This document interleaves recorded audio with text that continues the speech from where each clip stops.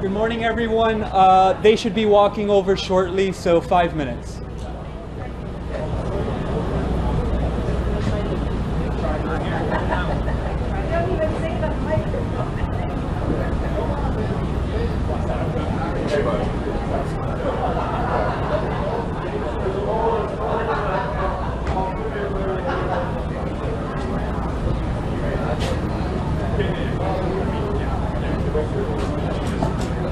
I'm gonna have to come forward some more, man.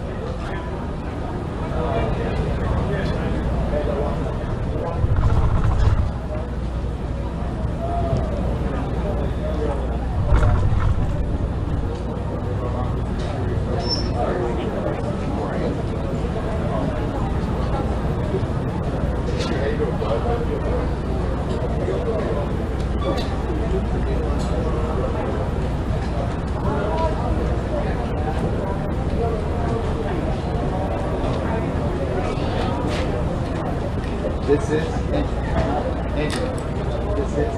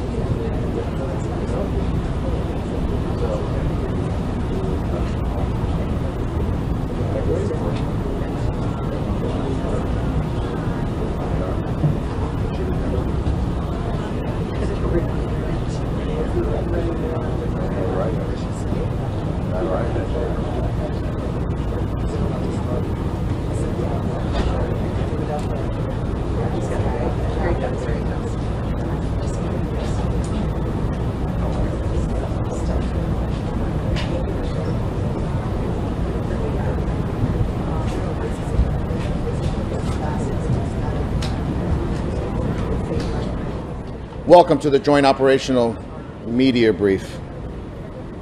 I welcome to the podium Congresswoman Debbie Wasserman Schultz. Thank you so much.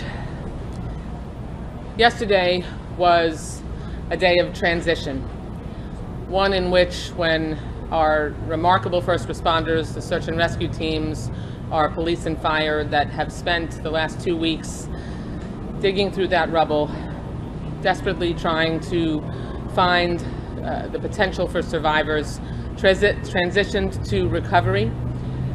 When that happened, it took a little piece of the hearts of this community. I just first want to thank all of the first responders and everyone who has been involved in this effort, because without them, I'm not sure that the families would have been able to be sustained in the way that they have been. And now we're going to be there for them going forward through the next phase of this. Part of my responsibility, in addition to thanking the mayor and this incredible team that is assembled behind me, is going to be to make sure that when the cameras turn off and when the hard work begins, to make sure that the recovery for not only those that have been lost, but the families who have lost everything, that we make sure that that pathway is as smooth as possible. So I've been working with our federal agencies, NIST, the SBA, FEMA, OSHA, so many of the federal agencies that are going to be a part of the long-term needs that each of these families is going to have, that the communities that I have the privilege of representing in Washington are going to have, because obviously in an unimaginable, unprecedented tragedy like this one, no one budgets for this. No one plans for the kind of response that is necessary. And so making sure that we stay in this for the long haul is going to be absolutely essential. And we don't know just what the needs are going to be. Some of them are going to be needs that we can try to accommodate by adding to the federal budget. Some of them may ultimately end up requiring an emergency supplemental appropriations bill. I'm going to be continuing to work with my colleagues here to make those determinations, and also working at the very most personal level with my constituents to see how we can help them just get through the overwhelming bureaucracy that this tragedy has represented. Because imagine being a family who has lost everything, including loved ones, and the devastation that they're trying to climb out of, also having to deal with the bureaucracy that comes with trying to rebuild their lives. That's my job. That's the job of my team, is to help make sure that we can help them, if not ever become whole again, to make sure that we can start to piece back together the shards of their life that have been blown apart. So it's a great privilege to be able to do that and to work with this incredible team to help get them to that place. Thank you so much. Thank you, Congresswoman. I welcome Governor Ron DeSantis. Well, we were the last 2 days monitoring and responding to tropical storm / Hurricane Elsa, kind of toggled back and forth. As these things go, probably as minimal impact as we would have anticipated if we went back 4 or 5 days. There was not any widespread property damage. Unfortunately, there was one reported fatality. It was kind of a freak thing where a tree fell on somebody in a vehicle. And so we're obviously very, very sad to see that. But in terms of any widespread damage, it came, there's some water, there's relatively modest wind, and then it moved through the state. And obviously, the further west it tracked, the less impacts that we saw here, which is something that we are obviously concerned about. We're also working to provide as much relief to the families from the state perspective as we can. So I've ordered all our folks to suspend any type of property tax enforcement. I know Mayor Cava is doing the same for these notices. And my goal is to suspend, waive any law I can under the state of emergency to forestall that. And then we probably will just ask the legislature to remit any of the property tax liability from Champlain Towers South. And so we'll work hard on that, and I think we'll be able to get that done. Also going to meet with some families about any outstanding needs. I think FEMA's been great, the county's been great. We have charitable organizations. Florida DEM has been all hands on deck but there are things that pop up that maybe people weren't thinking about, so we want to be responsive. And there's been a huge outpouring of charitable interest, not just from some of the organizations that we know, but either other folks are asking me how they can help. So I think we want to channel that in appropriate ways. And then finally, just with yesterday's news, it's very sad. I remember getting the call that said there was a partial collapse of a condo tower, and I didn't see images yet. I was thinking maybe some balconies fell, and then you saw the images on TV when I was en route down here, and I was like, oh man, that looks pretty bad. Then when you got here, the TV didn't do it justice, and so it was a really devastating thing. But we hoped that there would be survivors located, and when we didn't get it initially, it's kind of like really gnawed at you inside. I know it was just absolutely terrible for the families to just not get any information about a survivor being found. It was the best efforts were being employed for sure.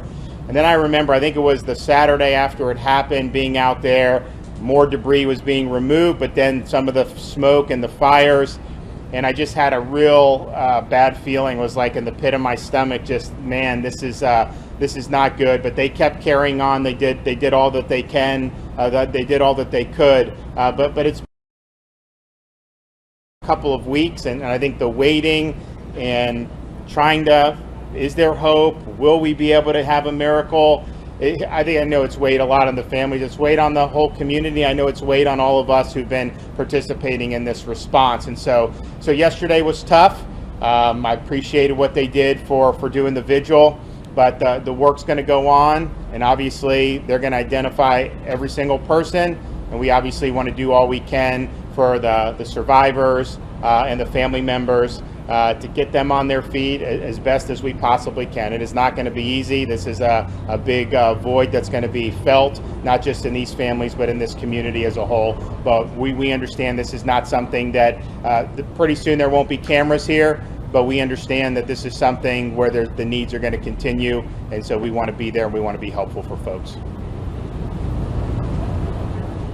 Thank you, Mr. Governor. Lieutenant Governor Jeanette Núñez. Morning. Buenos días. Obviamente el gobernador en los últimos 2 días ha estado monitoreando muy acerca la tormenta tropical Elsa. Gracias a Dios el impacto ha sido mínimo. Sí queremos reportar que lamentablemente una persona ha fallecido debido a un árbol que cayó encima del vehículo. Y yo creo que eso quiere volver a subrayar de que las tormentas obviamente tienen el propósito de que las personas estén al tanto, porque de verdad que tienen la posibilidad de ser fatal, y en este caso estamos muy tristes de anunciar que una persona ha perdido su vida. Con respecto a la tragedia aquí en Surfside, el gobernador sigue enfocado, su compromiso es con los familiares, con los sobrevivientes. Él ha estado trabajando con el Departamento de Ingresos para pedirle que vayan a suspender cualquier impuesto de propiedad en este momento, y tiene la meta de trabajar con la legislatura para ver si esos impuestos se pueden eliminar por total. Eso será una conversación que vamos a tener con la legislatura. Sabemos que la alcaldesa también está teniendo esas conversaciones al nivel local, pero eso es nuestra meta y esperamos poder conseguirla. Sabemos que ayer fue un día muy difícil cuando cambiaron de operación de búsqueda y rescate a búsqueda y recuperación. Es un día muy difícil para todos. Sabemos que esos familiares al inicio del colapso, cuando recibimos información, el gobernador mencionó que lo avisaron temprano en la mañana. Él en camino para acá vio las imágenes en la televisión, pero cuando llegó aquí de verdad fue que pudo entender lo que es la magnitud del desastre, y para nosotros ha sido muy difícil hablar con los familiares, escuchar, sentir su dolor, y queremos reiterar que vamos a estar aquí, vamos a seguir continuando nuestro compromiso. Llegará un punto cuando las cámaras no están aquí, cuando la prensa no está aquí, pero nosotros vamos a continuar hasta que la última persona, la última víctima y los familiares pueden recibir esa información que tan desesperadamente necesitan escuchar. También estamos comprometidos con las organizaciones caritativas, con nuestras agencias estatales, coordinando con las agencias federales para asegurar que la ayuda que van a necesitar no solo al corto plazo, pero al largo plazo, que el Estado va a estar ahí comprometido con asistir con esa ayuda. Muchas gracias. Thank you, Lieutenant Governor. Miami-Dade County Mayor Daniela Levine Cava. Good morning. Here we are on the morning of day 15. It's officially 2 weeks since this unthinkable and unprecedented tragedy shook our community and the world. Our teams paused their work on the pile this morning around 1:20 a.m. for a brief moment of silence to honor the 2-week mark since the collapse. And we have now officially transitioned from search and rescue, from search and recovery. The work continues with all speed and urgency. All task forces are being deployed from across the country and the world. We are working around the clock to recover victims and to bring closure to the families as fast as we possibly can. Since our last briefing, the team has recovered additional victims. The number of confirmed deaths is now 60, with 35 victims identified and 34 next of kin notified. 200 people are accounted for and 80 are potentially unaccounted for. Our detectives are working hand in hand with the crime scene and medical examiner personnel, moving as fast as we can to identify the victims and notify the next of kin in order to bring closure to the families. And I also want to take a moment to talk about the extraordinary work that our team is putting into the recovery of victims on the site. Every victim we recover is handled with extreme care and compassion. So we have had faith leaders embedded in our operation since the beginning, including rabbis and faith-based organization called Zaka that's working directly with the Miami-Dade Police Department to do everything possible to handle the remains of Jewish victims in a manner consistent with the Jewish faith and with all the care and sensitivity possible. We have a tent designated on site, and when a Jewish body is discovered, a prayer is performed and specific protocols are followed to honor both the faith traditions and the integrity of the investigation. We're also proceeding to collect and catalog the following items, personal items, as they're identified on site. Any legal or identifying documents, any photos or albums, school graduation documents, jewelry, wallets with documents such as credit cards, tablets, iPads, credit cards, debit cards, etc., and also small communication devices like cell phones, tablets, and iPads. Any religious items, any engraved items, any firearms, any safes, and any currency is being specially set aside. If found, our team will be carefully tagging these items, and we're creating a process for families to submit reports about such items that they're missing as we work hard in the weeks and months ahead to reunite family members with whatever items are possible. I want to thank all the first responders and all the teams who've given everything they have to our search and rescue and now to our recovery mission. You are our heroes and sheroes. Please pray for the families who are grappling with impossible news and who are grieving.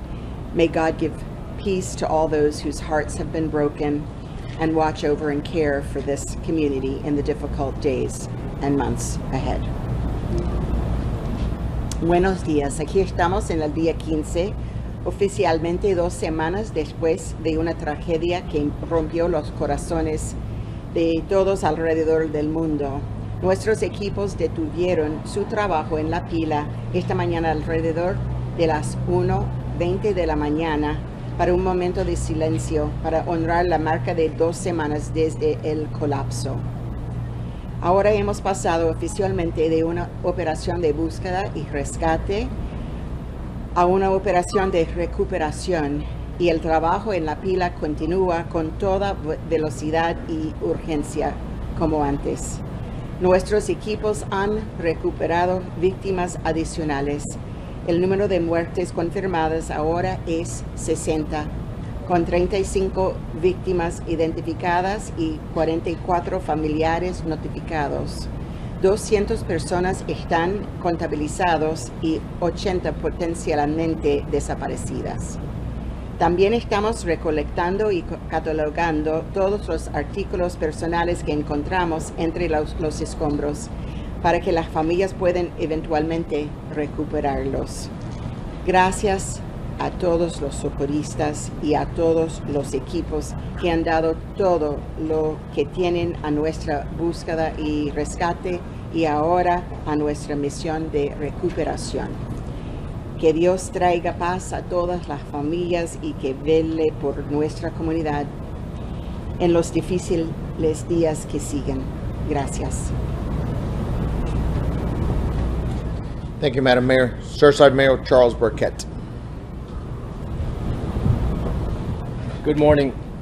As we move into an additional phase of the rescue/recovery operation, it is now more critical than ever to make sure that the families have every bit of governmental and private support that can be afforded. To that end, I met with Governor DeSantis and Mayor Cava regarding the aggregation of the support agencies, the many support agencies. I know that getting all of our available resources to the families as soon as possible is everyone's main goal. On a different subject, I want to add that in addition to the ground penetrating radar that we have employed on the structural members at the Champlain North Tower, we have also taken core samples of concrete to determine the strength and composition, looking for potential salt content which can significantly compromise the structure.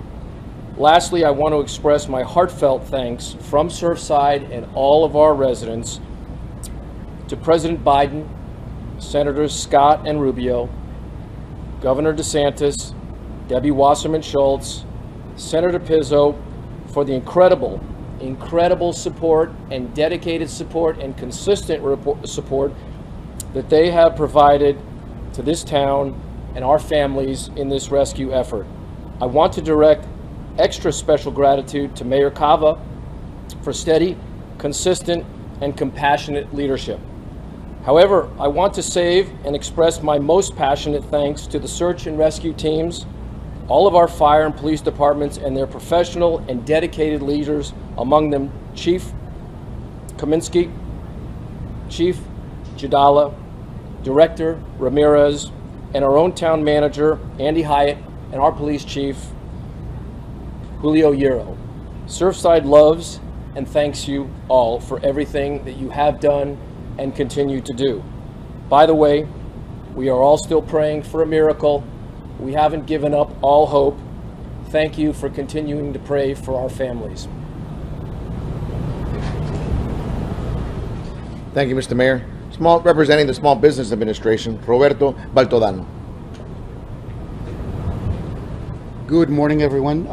We are announcing today that we are relocating the Business Recovery Center just around the corner from where we are. We're currently at 96 in Collins. Effective tomorrow, we're going to be at 9484 Harding Avenue, which is again just around the corner from where we are.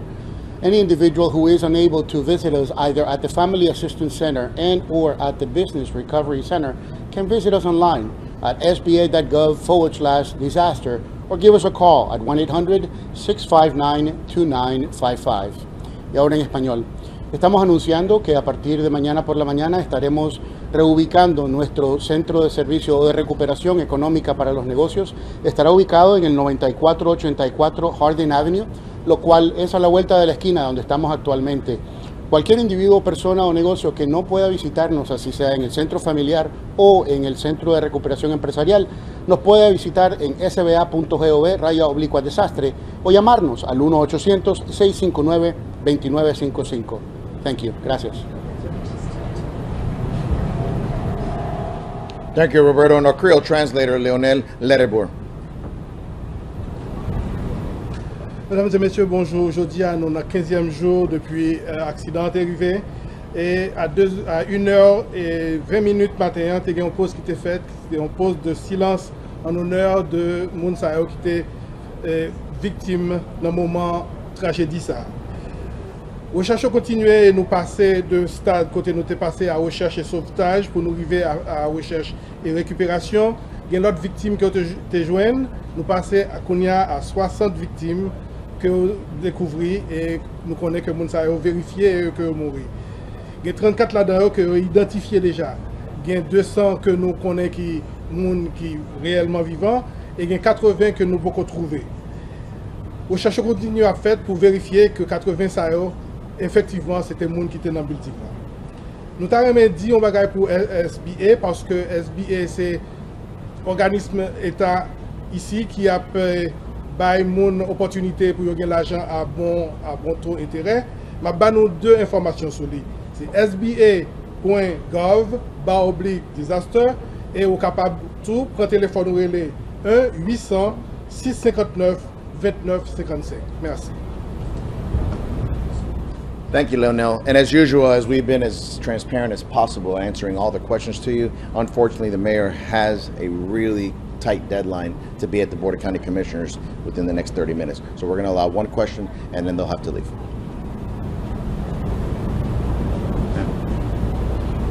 What is it? Does it look any different now that we're calling it Operation Recovery Rescue? What is happening? So it's proceeding just as rapidly with just as many people on the pile. There are some slightly technical differences that I'll allow the fire chief to explain, but essentially we are taking as much care as ever to proceed to find victims in the rubble. We literally have 1 minute left. Unfortunately, the ultimate number is going to be more than double what it is today as far as confirmed. I know we're only 2+ weeks in, but any discussions about a future memorial at the site for people to go and pray down the road? So I think for most of us, we don't want to have it be business as usual. We want to do something different to commemorate, and certainly discussions have begun how that could happen. Thank you, folks. I appreciate it. 5:30 is the next briefing time, same place, 5:30.